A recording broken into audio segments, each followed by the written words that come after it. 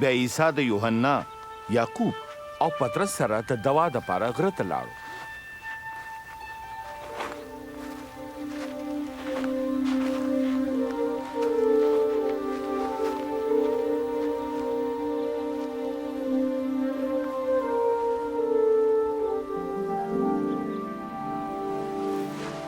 کله چې هغه دوا کوله نو شکل یې بدل شو او جامې یې برېښدونکې سپینې شوې.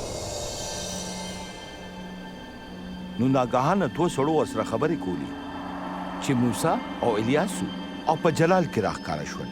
ته به د خدای پاک مقصد پوره کړې. ته به یروشلم کې مړ کېږي.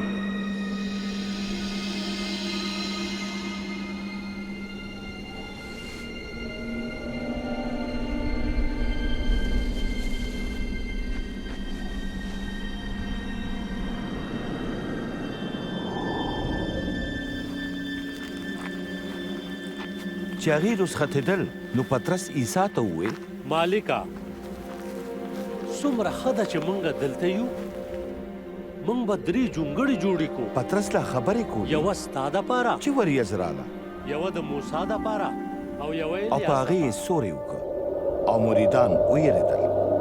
نو د وریځې نه یو آواز راغی، دا زما زوی دی، زما غوره کړی، د ده واورئ.